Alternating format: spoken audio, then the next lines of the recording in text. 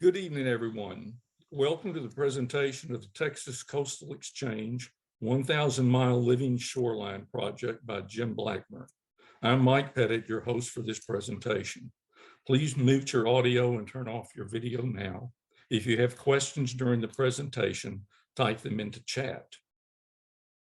Jim Blackburn is an environmental lawyer and professor in the practice of environmental law in the Civil and Environmental Engineering Department at Rice University. At Rice, Mr. Blackburn is a faculty scholar at the Baker Institute and co-director of the Severe Storm Prevention, Education, and Evacuation from Disaster Center, that is the SPEED Center. He teaches courses in sustainable design and environmental law. Mr. Blackburn is currently working at the Baker Institute on the establishment of a new soil carbon storage standard called BCarbon, and on implementing the Galveston Bay Park Plan through the SPEED Center. He is currently CEO and chairman of BCarbon, a carbon credit certification nonprofit entity. BCarbon was a finalist in the category of Net Zero Future in the Climate Cup Challenge of the Glasgow 26th Conference of the Parties to the UN Framework Convention on Climate Change. Among other awards, he was designated a Rice University Distinguished Alumni Laureate in 2018, was awarded the International Crane Foundation Good Egg Award in 2015, the Barbara C. Jordan Community Advocate Award from Texas Southern University in 2007, and the Robert C. Eckhart Lifetime Coastal Achievement Award from the Texas General Land Office in 1998. Two projects he helped design, the Galveston Bay Park Plan and the Texas Coastal Exchange, won regional vision recognition from the Houston chapter of the American Institute of Architects in 2020. He became a fellow of the American College of Environmental Lawyers in 2021. He and Isabel Curry Chapman recently published a new book on earth-based spirituality called Earth Church. He has previously authored two of our favorite books, The Book of Texas Bays and A Texan Plan for the Texas Coast. In his spare time, Jim enjoys kayak fishing and writing poetry. Please welcome Jim Blackburn. Thank you, Michael, and it's a real pleasure to be here today. Let me go ahead and begin to share my screen. And what I want to talk to you about is the living shoreline, but more generally, I want to talk about one of the most kind of fascinating, I guess, experiences I've ever lived through, which is the current industrial, I would say, revolution almost, certainly transformation that is occurring as industry, including oil and gas, began to transform to address the climate challenge. And it is one of the most amazing different kind of differences that I have run across in my career. And what I'd like to do is talk about these changes first, and then talk about what they'll mean for the coast. Now, I've tried to talk about climate change in the Texas coast for 20 years. I found out that I have a lot more success if I talk about money and climate change than if I talk about the issue kind of on its own merit. We have a hard audience on climate change in Texas and in much of the Midwestern United States, if not the Western United States. And if we're going to talk about sea level rise, hurricanes, ecology, farming and ranching and climate change, and if we can bring money into the conversation, my experience is it works a lot better. So we're going to have a conversation about money and climate change today. Now, virtually all things related to climate change kind of in a way today pivot around the Paris Climate Accords. President Obama signed this. President Trump pulled us out of the climate accords. President Biden has put us back in. But largely government has not been playing an important role. It's very interesting.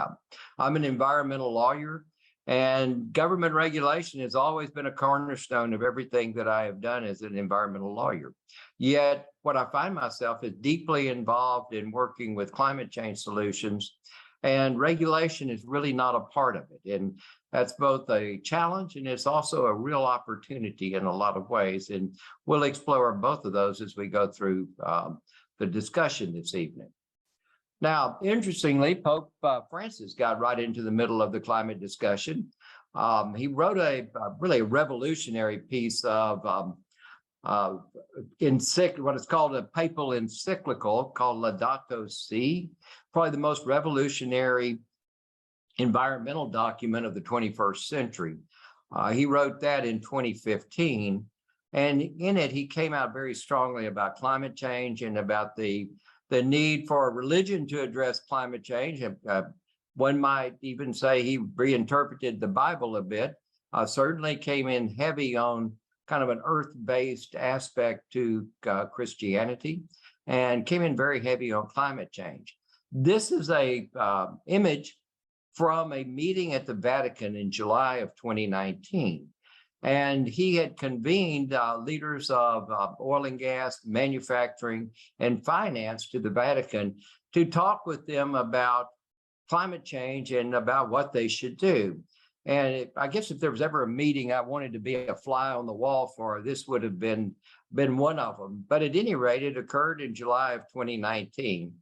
But then in January of 2020, right before the pandemic hit, Larry Fink of BlackRock Investments, a $1 trillion plus investment fund, made a change in BlackRock policy and stated that BlackRock would begin to exit investments in coal production, would begin to introduce funds that banned fossil fuel stocks, and would begin to vote against corporate management who aren't making progress on fighting climate change.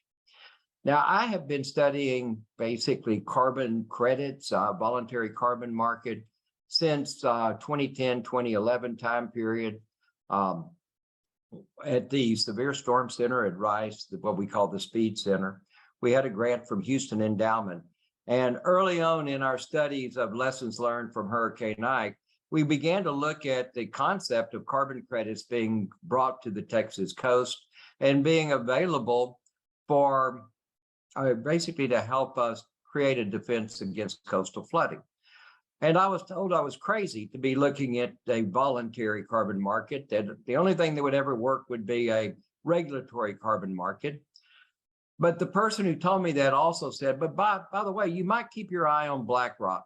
If BlackRock ever does anything significant in this regard, it will have reverberations throughout the financial world and will really change the way everyone's looking at things.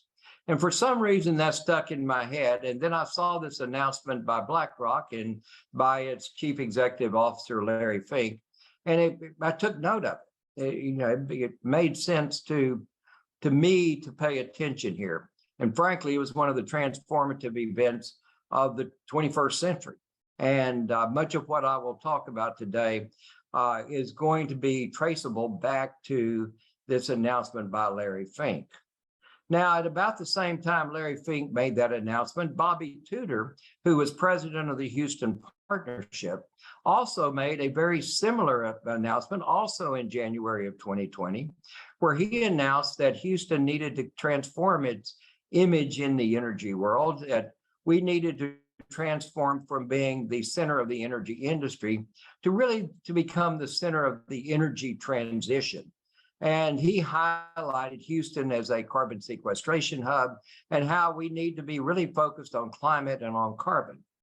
And I don't know about you, but I haven't heard many people in Houston talk about climate change publicly, and certainly not somebody representing a group like the Houston Partnership. Almost never had the words climate change been mentioned publicly. Yet in January of 2020, Bobby Tudor basically gave a lot of people permission to talk about it publicly. Now, I, not being one that asked a lot of permission, have been doing it for a while. For many years, I've talked about it. Also, there's probably a lot of Christmas parties I didn't get invited to because of that. But Bobby Tudor kind of did for Houston what Larry Fink did for the financial world. And both of these events have been very transformative. Now, what's of particular importance is if we start getting serious about talking about climate change, this graph comes front and center. And this graph is about global total net carbon dioxide emissions. And the fact that if we're going to meet the Paris Accords, and if we're going to limit global warming to 1.5 degrees centigrade, we're going to have to reach net zero emissions by 2050, about a 2050 time period.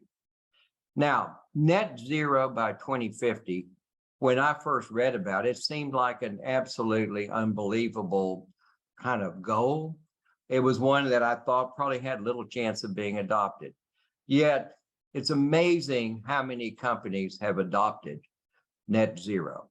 Now, this is the stair step that every corporation in the world today is basically walking up.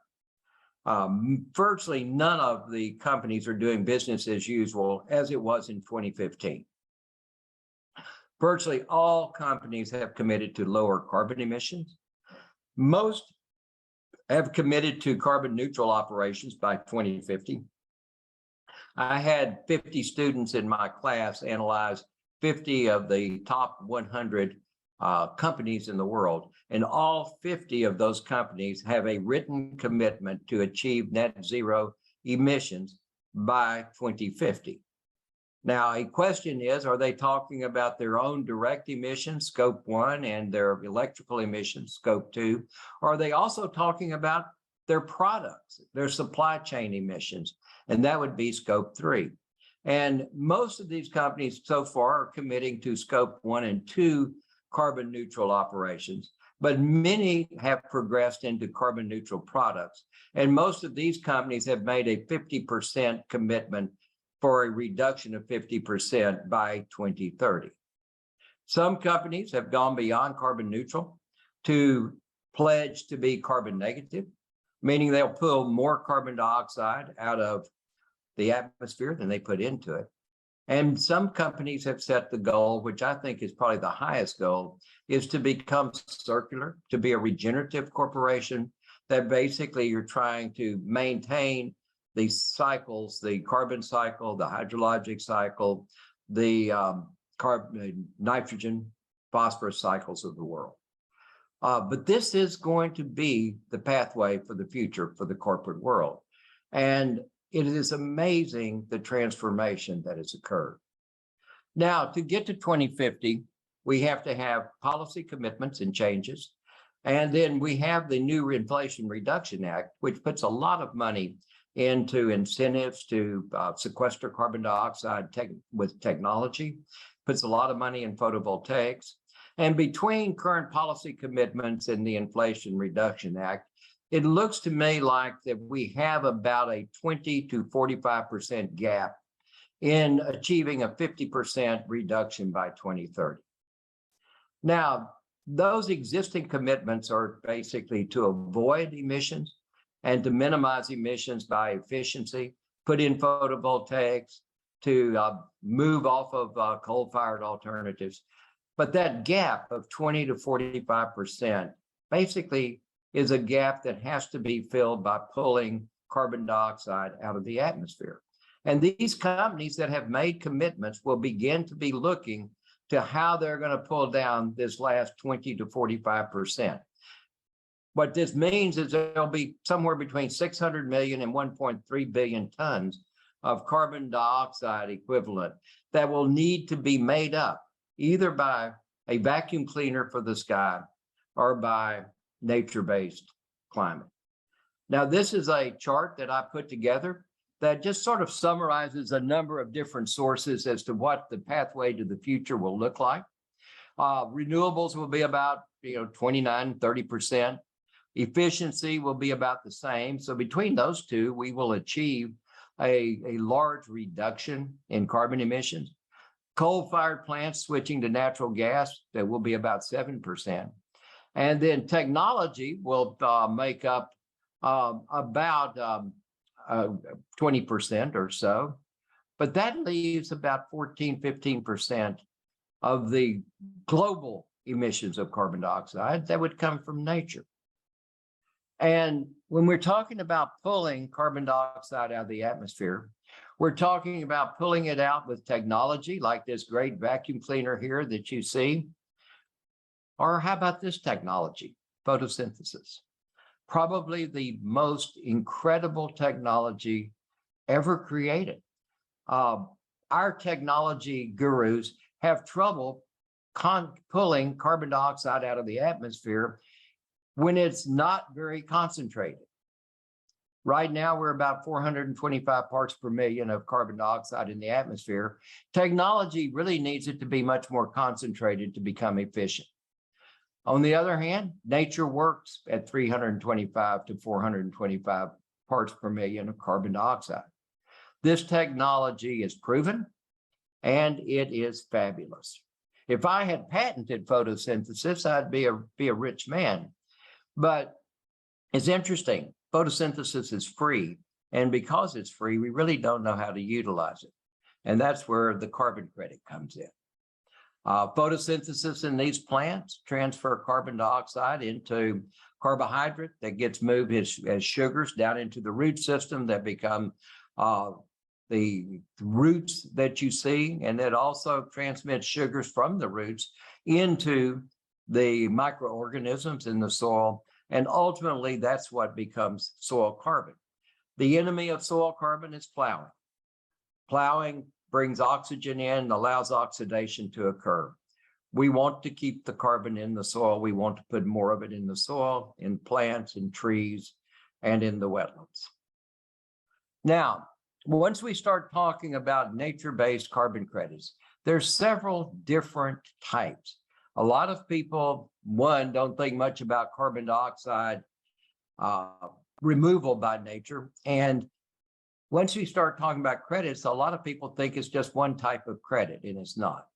We have credits for the actual removal of carbon dioxide from the atmosphere and storage in the natural system.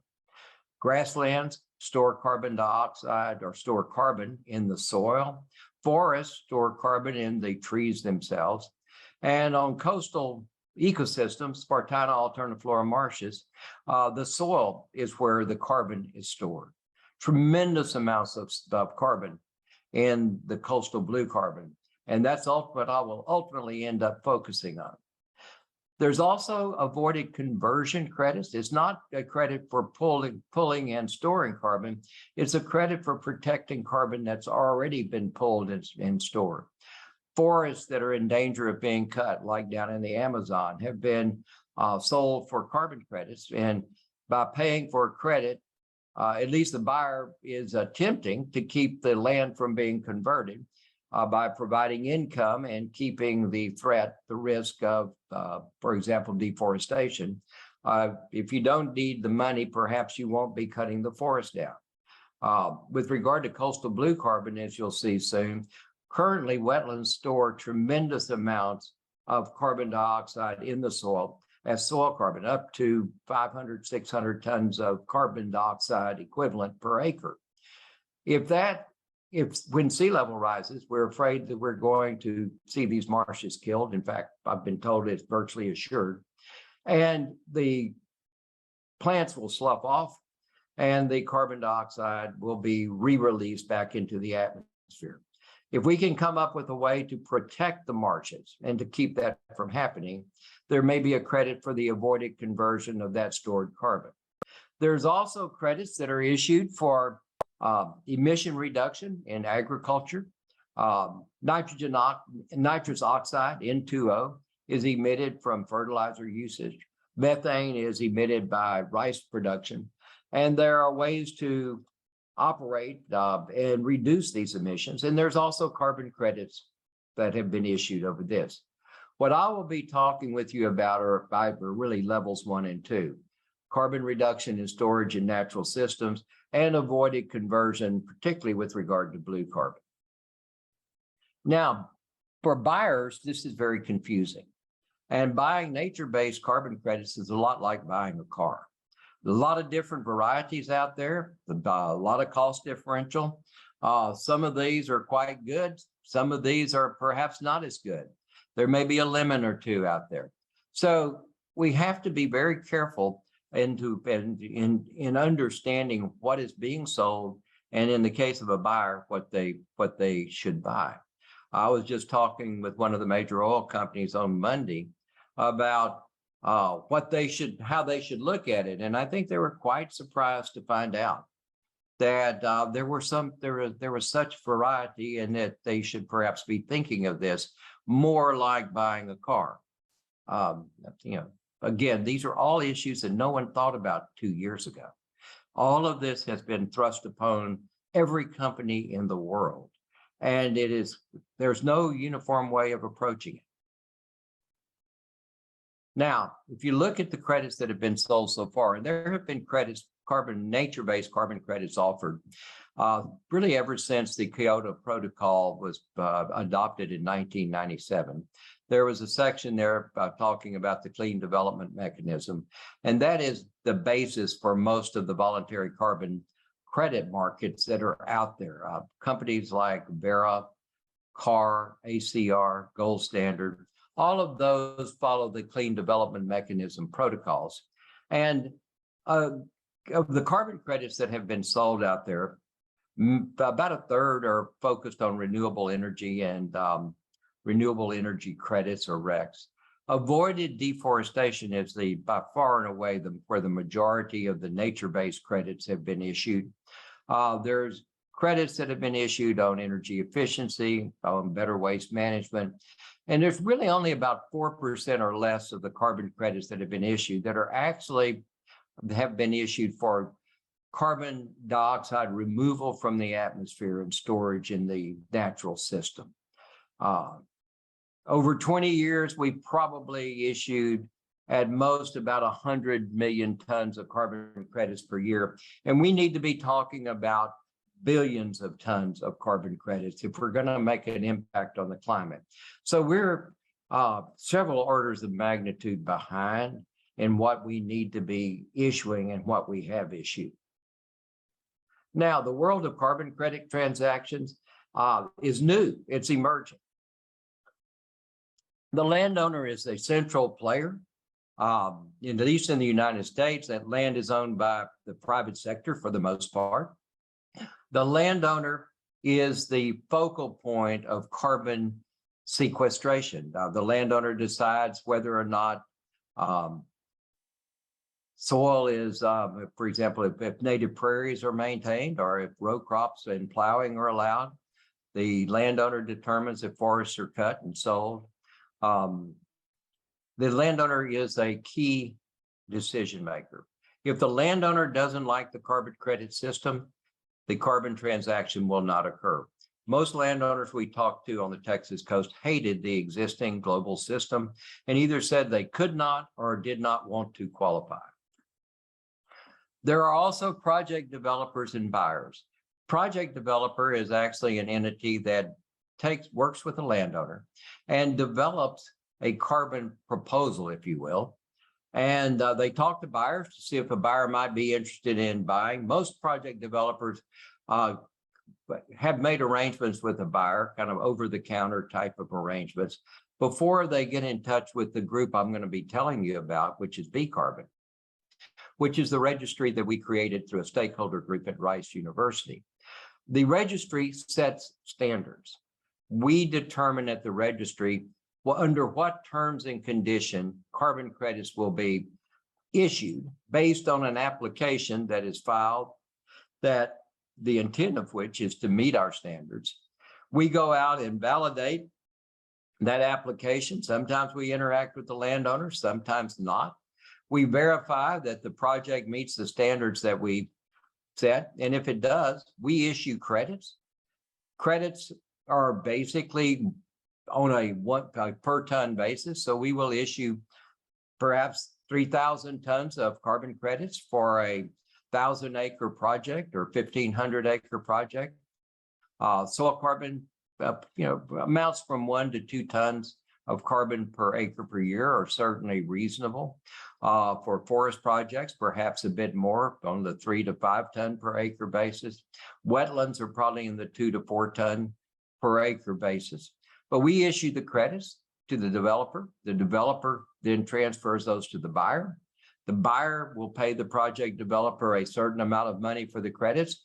Project developer then will pay the landowner.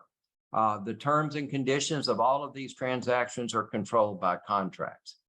The buyer is responsible to shareholders and stakeholders. If the buyer cannot defend the credits that they are buying, then they will cease to buy those credits.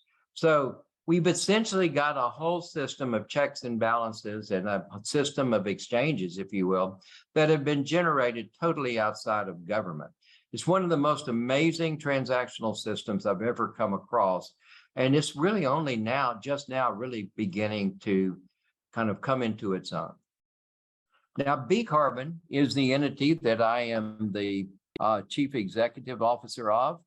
And BCarbon is a nonprofit. We are a carbon registry. We have 501c3 certification, and we were formed in partnership with Rice University and the Baker Institute for Energy Studies through a stakeholder group that is kind of facilitated by my chief operating officer, Robin Rather, who also is our facilitator. We started with about 40 individuals from different corporations and nonprofits and landowner entities or just individual landowners. We started with 40 in January of 2020. We're now up, we're over 450. We're almost up to 500 stakeholders now. We meet once a month. We have subcommittees that meet to study forests, to study coastal blue carbon, to study different things. And that's how we develop our protocols. This is just a chart that kind of identifies the breakdown of our stakeholders. But we have a pretty broad-based representation. We have all political spectrums. And interestingly, we've really never had any arguments. We have all kind of rolled our sleeves up and come together to develop a system that will work for landowners, for buyers, and for the climate. We think we have a fiduciary duty to both the buyers and to the public. So I'm going to take you first through soil carbon and talk a little bit about it. I'm going to talk a bit about forest carbon, and then we'll spend the bulk of the remaining time talking about the coastal living shoreline carbon project. Our protocol was first released in June of 2021. Our group of stakeholders developed this protocol. We did not, our stakeholder group is not pay to play. This is not a high dollar operation. This is a volunteer operation. We had soil scientists from actually around the United States. Several governmental agencies, soil scientists participated. We had local soil scientists. Carrie Masiello from Rice over in the Earth Sciences Department was one of our participants. And we developed our first credits and were issued in August of 2021. Early buyers included Shopify and Marathon. We then issued our first international credits in earlier this year, and a company named Relics was the purchaser of those credits. We were undertaking a research pilot with 16 ranches in 4 states, including the King Ranch and the states of New Mexico and North Dakota. We're working with 12 applicants right now that have over 400,000 metric tons of applications in the pipeline. And we were ranked as the #1, basically, soil carbon registry in of the 14 that were evaluated, mainly because we require testing. Our process for soil carbon, you can't see it. You don't know if it's down there. We require initial testing, then we require follow-up testing after 5 years. We do have the ability to issue credits in the interim, but we require a true-up, and we will not, our intent is to not issue more credits than we think will actually be generated at the true-up stage. If we have issued less credits than are justified at the end of 5 years, we will issue more. If we issue too many, then the landowner or the project developer owes us more credits. That takes a little while to, we don't want that to happen. Essentially, the landowner might be working for free for a few years, but that's not a good result. We want to underestimate our carbon yield and then issue additional credits after 5 years. The point here, though, is that measurement is required. This is a measurement-based system. Carbon sequestration can be very high with certain types of grazing. These are reports, are published peer-reviewed documents, peer-reviewed studies that have been published regarding adaptive multipaddock grazing. These are tons of carbon dioxide per acre per year. It's been reported as high as 12 tons per acre per year. We think that's an aberrant high. It's been as low as 0.4. That could be the case during a drought condition, but on average, we're seeing from 3 to 5 tons per acre per year with adaptive multipaddock grazing, really high intensity regenerative grazing. Our ExxonMobil study sites here are intended to generate information primarily about the shortgrass prairie. There's not a lot of good soil testing data out there, and we want to know what's in the shortgrass prairie, which we have a lot more left of the shortgrass prairie, and we're more likely to see cropland converted back to grassland in the shortgrass prairie because it's on the western side of the Ogallala Aquifer where we're running out of groundwater.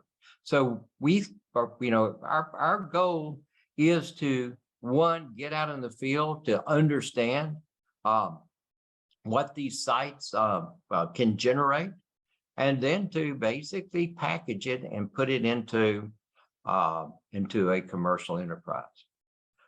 We think we have discovered that narratives make a huge difference in the ability to sell credits. Buyers like narratives. And so we're basically about restoring the native prairie. That's our goal. Prairies are among the most endangered biomes in the world, and the loss of prairies means that we lose prairie-dependent species. Trees are what everyone talks about, but as this article in Atlantic mentioned, a lot of us think trees may be overrated, and soil is the overlooked other of nature-based carbon, and particularly not only soil in the prairies, but also soil in the wetlands. These are the species that are declining. If you look at all of these birds that nest in the prairies, all but I think 2 are declining. Well, 1's stable and 2 are increasing, the rest are declining. That's really a bad record, and that shows how impacted these prairie ecosystems are. We've also got the monarch butterfly. We've also got the greater prairie chicken, and they're all pending listing before the U.S. Fish and Wildlife Service. But there certainly are endangered species and the potential for endangered species throughout the prairies. So what we're looking to do is to put our prairie restoration in sync with groups like National Audubon Society and these high priority areas that you see circled in black, where they've identified their conservation priorities. If we can restore prairies in coordination with that, I mean, we're talking about making a major ecological statement as well as removing carbon dioxide. These are our pending applications for carbon credits and kind of where they're located. We have one in Uruguay. We have a couple of more that are coming in from overseas. Mostly they're in the United States, but they're spread all over. Forest carbon. We are developing a forest carbon protocol. It will come to our full stakeholder group in October. And you can email me if you're interested in being part of the stakeholder group, and we'll sign you up for that. My email address is jim.blackburn@bcarbon.org. And please send me an email if you'd like to be a part. But our next action will be to approve a forest carbon sequestration process. If you look here, you can see that we've got very different forest types in Texas. And this is according to A&M. These are the sequestration rates in terms of tons of CO2 per acre per year. Look at mesquite and juniper. I mean, we're cutting those down all over the state. Perhaps we should not be doing that. Pine is the best, hardwoods are good, but mesquite and juniper have productivity as well. We're looking in the hill country at using forest carbon credits with oak juniper forest to protect springs. with Prairie View A&M, we're working with Prairie View to set up a cooperative for small East Texas forested landowners who are in danger of losing their property, primarily due to financial pressures. We're also working with the National Indian Carbon Coalition, or NIC, to bring in the various tribes across the country and get them to participate with the native lands in these carbon opportunities. One of the more interesting kind of things that we're studying is commercial timber and whether we can follow the log into the lumber mill and out into the architectural application, and whether we could sell a credit to someone and be able to show them the building in which the wood is sequestered for what, 50 years or so, with a 30-year rotation on the timber. It's about 80 years of permanence, which is getting pretty good. And now my favorite, coastal blue carbon, the one that that we basically were talking about in the kind of the advertisement of this presentation. Coastal blue carbon, there's no question wetlands sequester carbon. I've been watching and working with wetlands ever since we did the original work at Speed Center.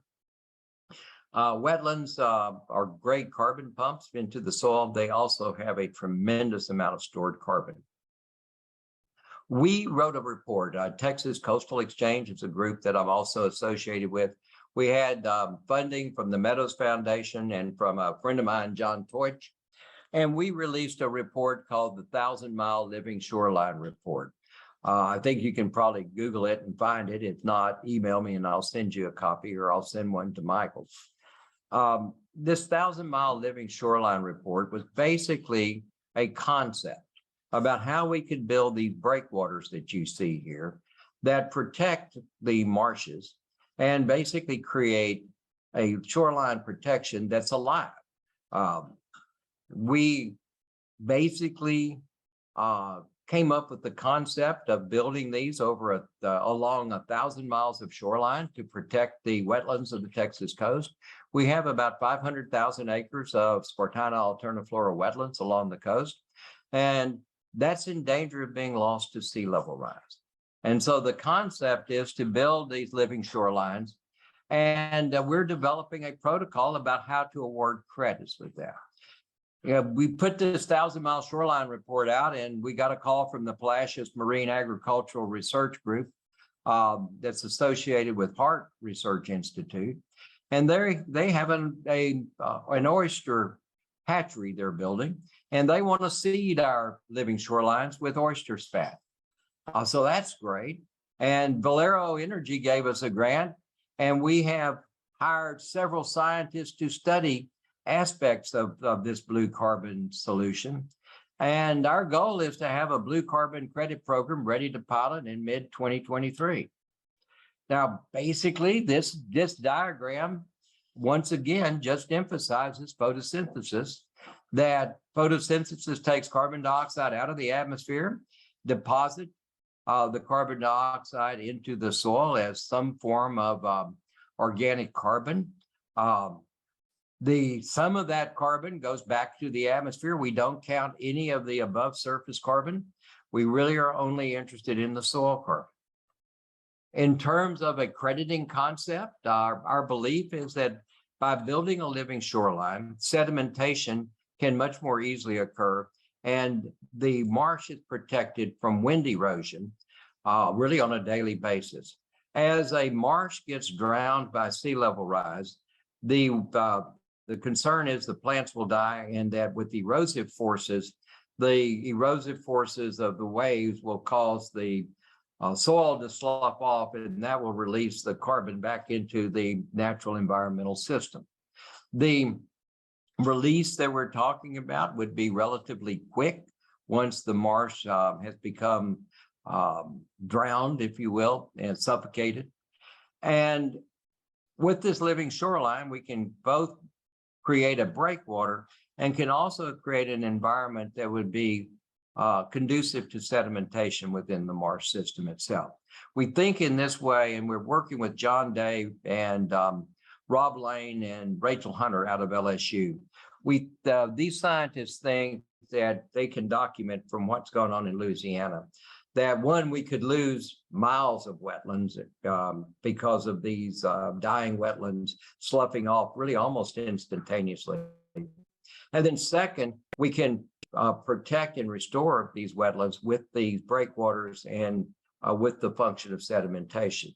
Our concept of carbon credit, whoever builds the reef, whoever pays for building the reef, can get the carbon credit for protecting the wetland that's in existence and for protecting the stored carbon.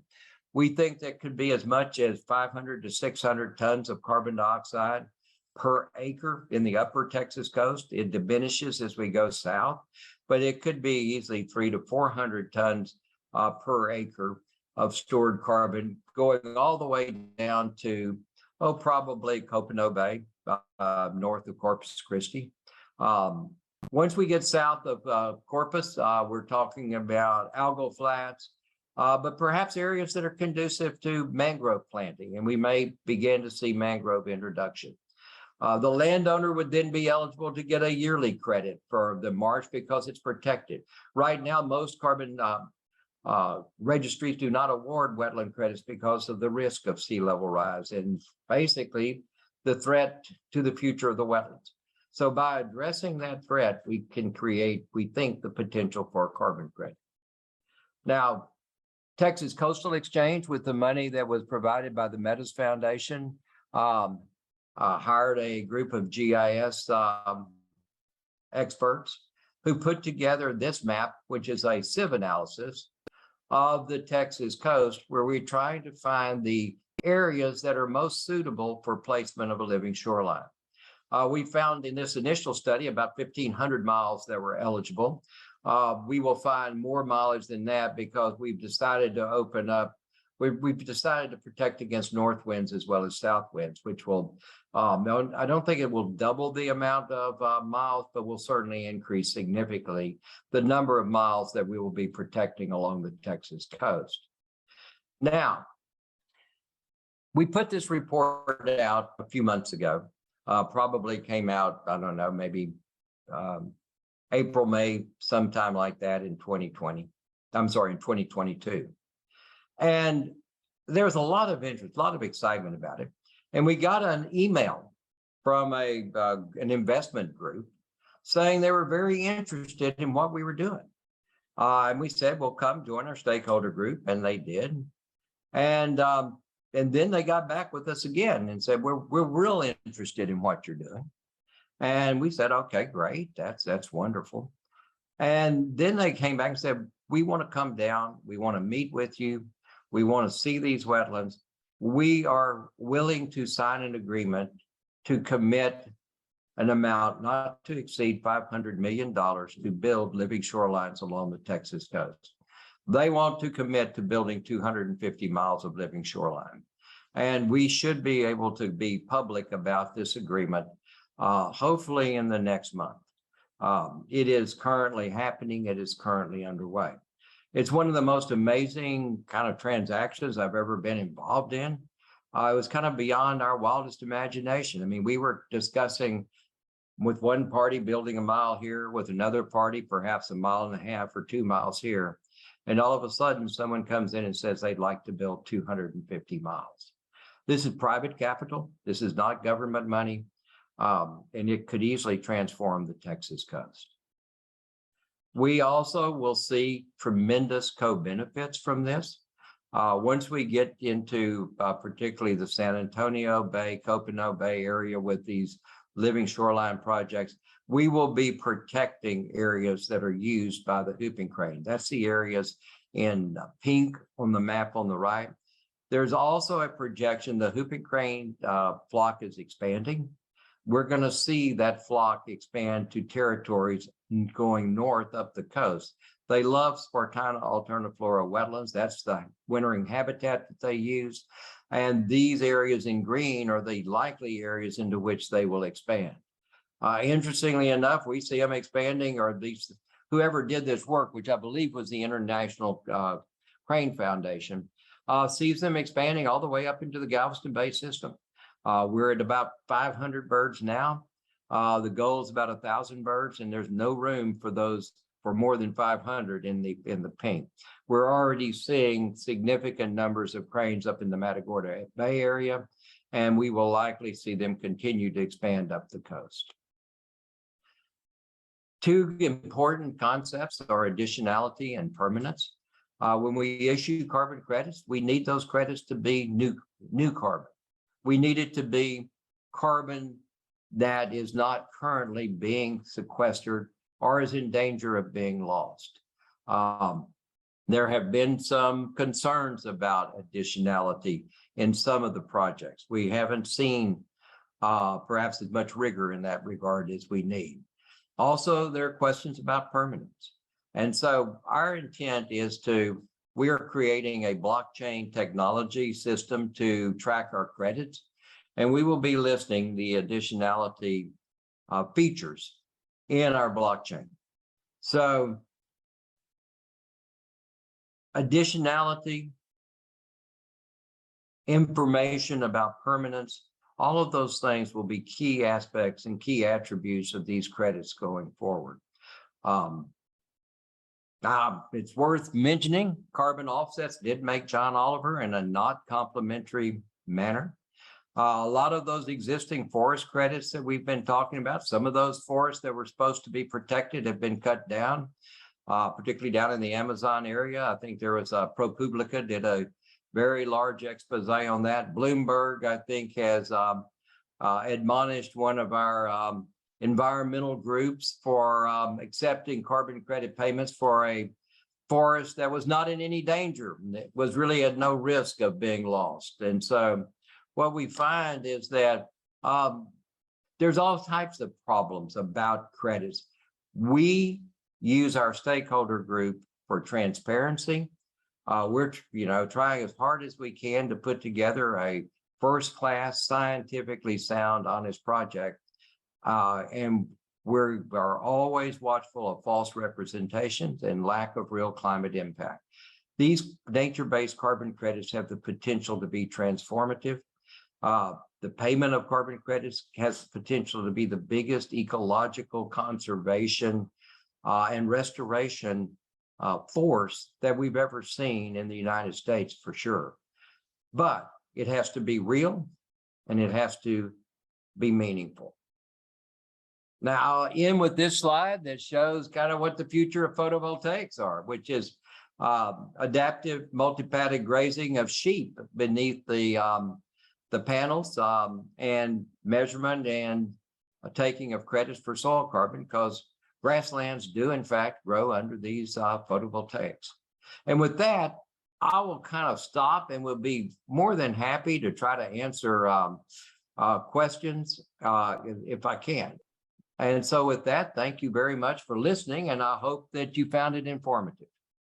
It's very interesting. We do have some questions. The first one is, does carbon neutral include reduction in methane or just CO2? Carbon neutral can include reduction of methane. It can also include reduction of nitrous oxide or N2O emissions.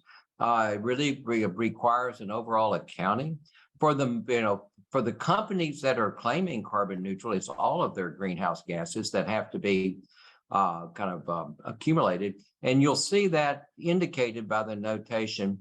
If when they're reporting their carbon footprint, they put CO2e, that's the equivalent in carbon dioxide of the total mass of, if you will, of total impact they're having on climate. Methane, nitrous oxide can have, I forget the exact number, but I think N2O is about 300 times more potent per unit than is carbon dioxide. And so you have to translate methane and nitrous oxide and per chlorofluorocarbons, chlorofluorocarbons and PCFCs, all of those have to be translated into carbon dioxide equivalents, but certainly should be included on a footprint. Great. And then we have another, it's kind of two-part question. The first part is carbon sequestration as mitigating applications such as storage and carbonate rock systems. And then what group oversees accreditation process of those, such as you were speaking about regarding world systems? What oversight or metrics to validate evaluations? Well, frankly, there's not much oversight. The system that we're talking about is self-enforcing. We basically certify that our standards have been met. The buyer will also undertake a certification process. The buyer's stakeholders, the shareholders, are the ultimate arbiter. And if they're satisfied, then basically all is fine. If they are unsatisfied, then the buyer will have distrust. We have external groups that are watching what we do, but there is no regulation per se. The government is not involved in this to this point in time. And that's been very good because it allows for creativity. It does allow for abuses. And that's why we have such a transparent stakeholder group that we use through the Baker Institute at Rice. That's kind of our ethical base, but that's who we are. But other groups don't have that. And so what we know is that we created a system that we feel kind of brought, if you will, transparency, brought light into the process. Pretty much you can see everything we're doing. And if you have questions about it, we will try to answer them as best as we can, but it is not regulated in any formal sense. Well, and then the other part of the question about mitigating applications such as storage and carbonate rock systems. I'm not sure I understand the question. Was it about carbonaceous rock systems? Did I hear that correctly?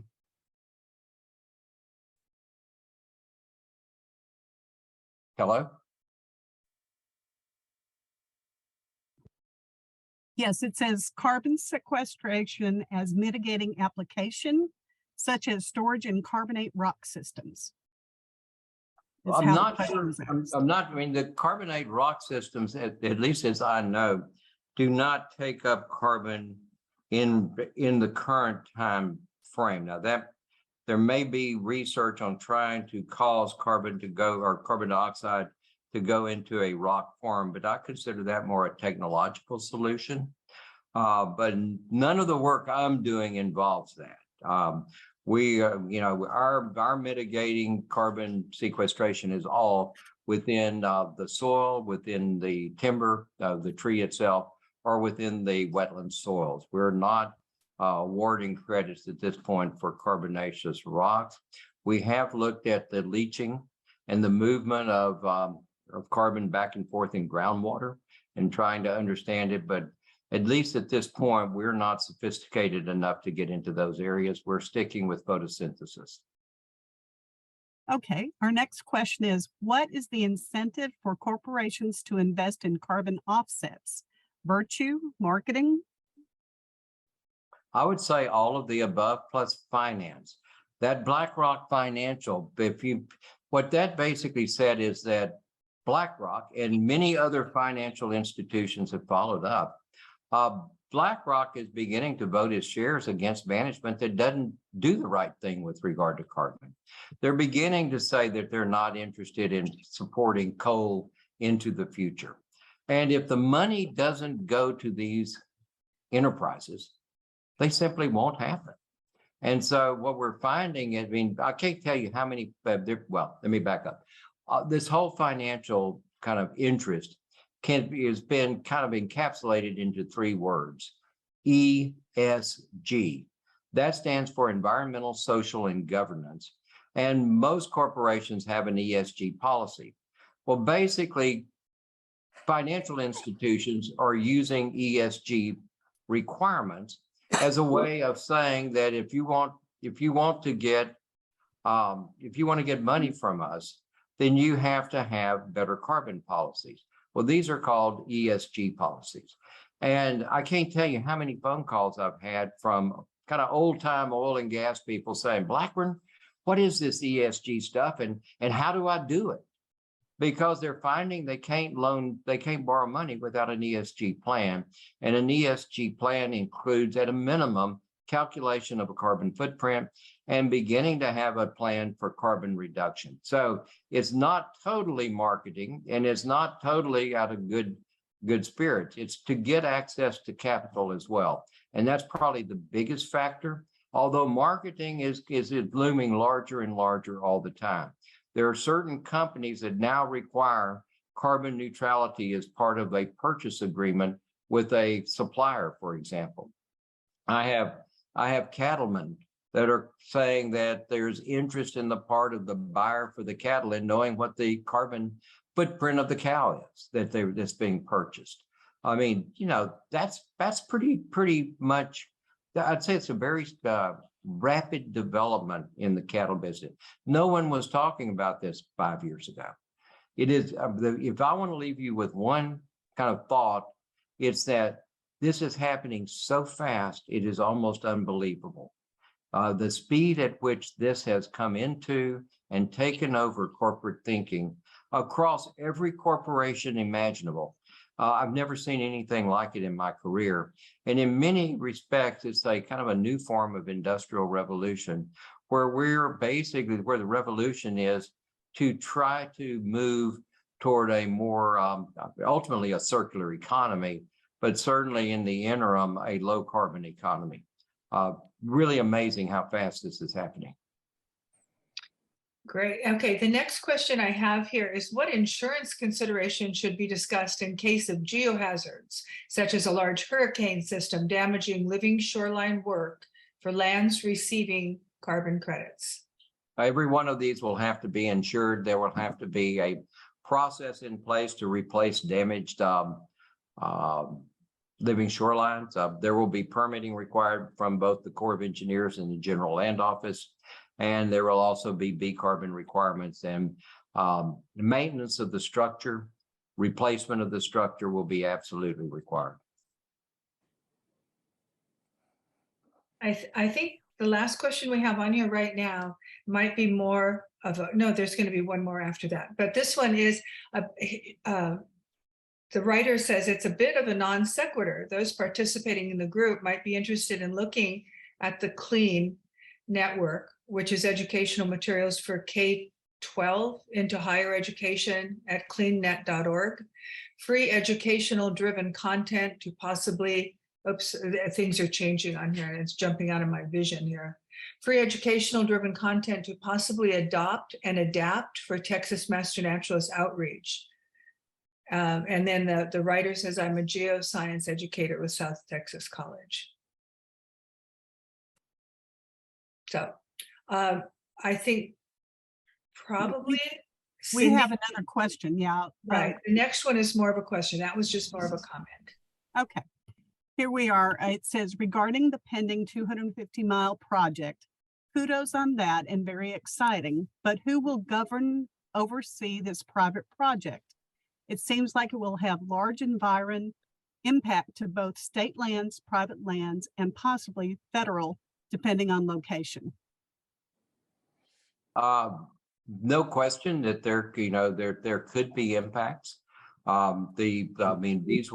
These projects will have to be permitted by both the Corps of Engineers and by the General Land Office of the state of Texas. All of the resource agencies will be involved in it. I mean, this is an undertaking. Most everyone that we've talked to is very positive about these living shorelines. But if they're, for example, we're not going to be allowing the living shorelines to be constructed where there's seagrass beds. We want to protect the seagrass bed. We're not going to be destroying oyster reefs when we put these in. So there's some basic rules that will be followed, but that's going to come out of the protocol that we're developing at BCarbon, and then we will have to take that and work that through the Corps and through the General Land Office process. So there's probably much more regulation associated with the living shoreline than with the other two types of carbon credits, the soil or the forest. So, I mean, I honestly think that there will be quite a lot of checks and balances on the living shoreline. Okay, the very last question, this really is, I think, and it's, are CO2 sequestration measurements in prairie and marshes based on plant matter alone, or does that measurement include microorganisms found in the substrate? No, this is all organic carbon in the substrate or plant. Well, it depends. With soil, it's organic matter. And right now we allow root matter to be counted as well. We use that as a baseline, and then we use that to judge against after 5 years. That we had vetted by a group of soil scientists, but certainly microorganisms are part of the soil carbon that will be there. As long as we don't bring oxygen down, that carbon will stay. Our major prohibition that we require is no plowing. We do not want any type of plowing in the subsurface. Oxygen going into the subsurface is the enemy of soil carbon. The timber, that's all wood product that's being measured there. And so there would be none of the, no microorganisms involved in that, or relatively little.